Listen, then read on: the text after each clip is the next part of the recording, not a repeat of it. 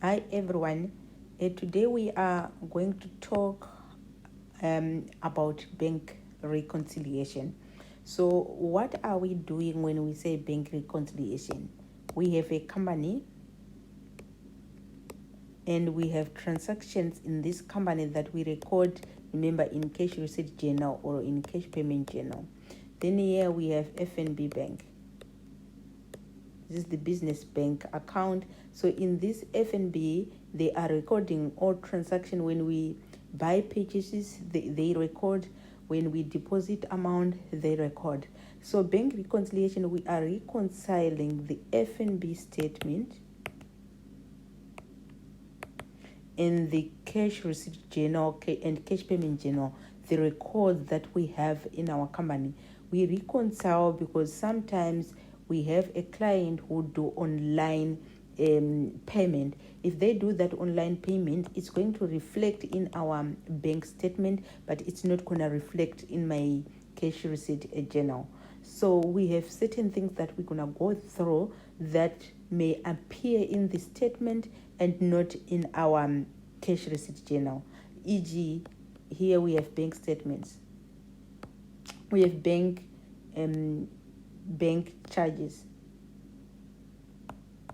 We only find out about these bank charges after year end, because these are the ones that are charged by the bank, which means these bank charges will appear in the statement and not in my cash receipt. Hence, I need to record them in my cash payment journal. So, what is a bank reconciliation? A bank reconciliation is a statement drawn up to reconcile the cash journals and bank statement.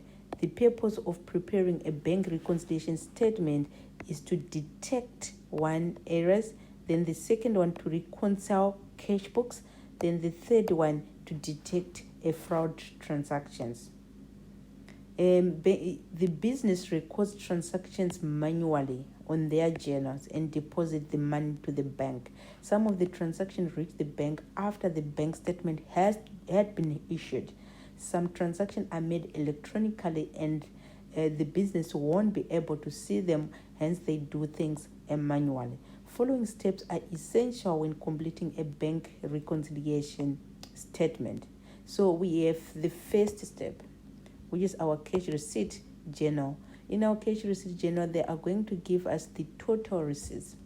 This is the total amount of the previous cash journals, and it's always given. So we are saying we are going to have a total receipt, and it's always given. Then we have stale check, a check that is older than 6 months. So if we have a stale check, remember we said check, we use them to pay. So if we have a stale check that is older than 6 months, we come back and record it in the cash receipt journal. If we have a lost check, this is a check that got lost and it must be cancelled. For us to cancel it, we record it in our cash receipt journal. Then we have direct deposit, EFT, that is a transaction, rent income, or debtors control.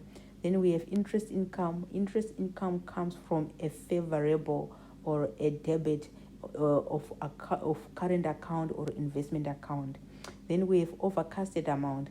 This is an amount of money that was overstated by the business. Let's say maybe a business recorded a payment as 3,300 and the bank statement correctly recorded 3,000.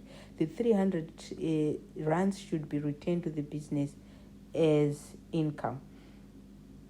So we are saying it was a payment of 3,000, but the business recorded it as 3,300.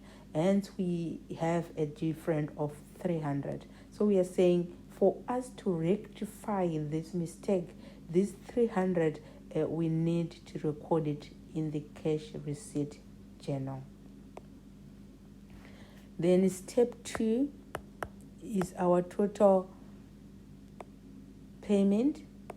Then this is cash payment journal. So in cash payment journal, we have dishonored check.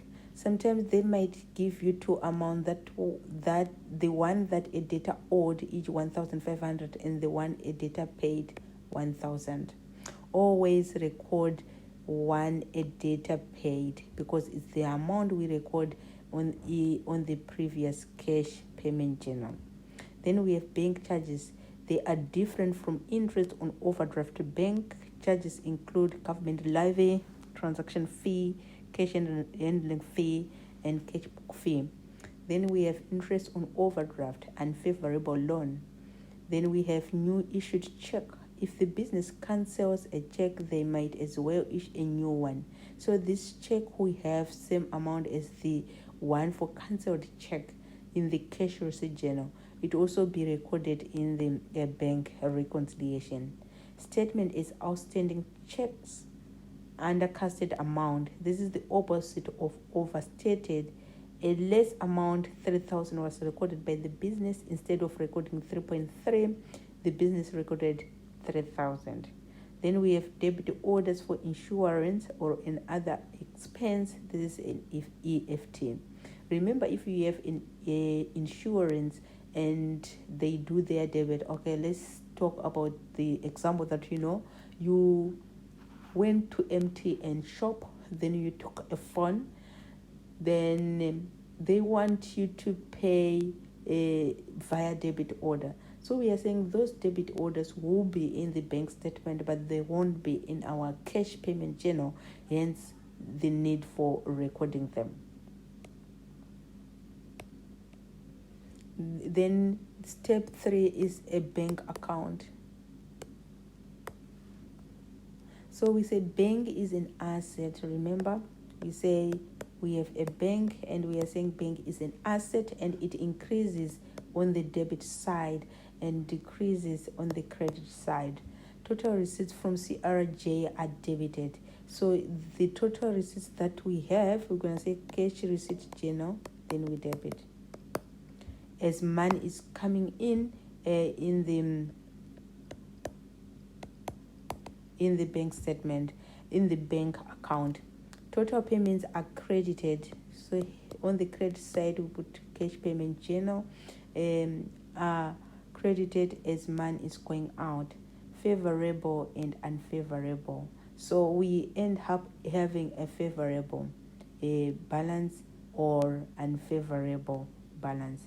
Bank account is favorable on the debit side. So we are saying it's favorable on the debit side and unfavorable on the credit side. Then we have our bank reconciliation statement. So credit a side of a bank reconciliation. Balance as per statement is favorable. Balance as per bank statement is different from bank account. Please do not confuse the two. So we have what we call bank statement. Then we have what we call bank account. So bank statement is the one that we take from an example FNB.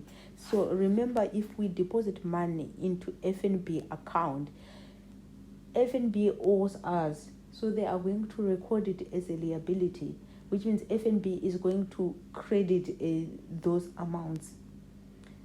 Then our bank account is the one that we prepare as an entity in our general ledger. And the rule says a bank, if we deposit money into the bank, our bank increases.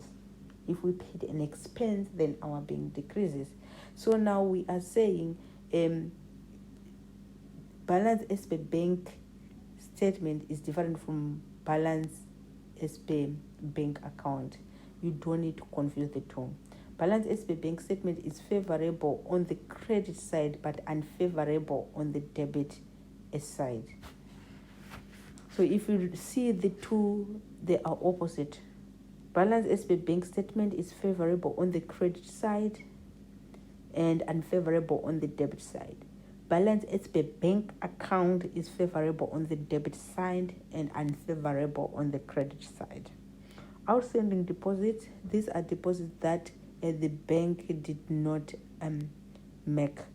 So we have debit.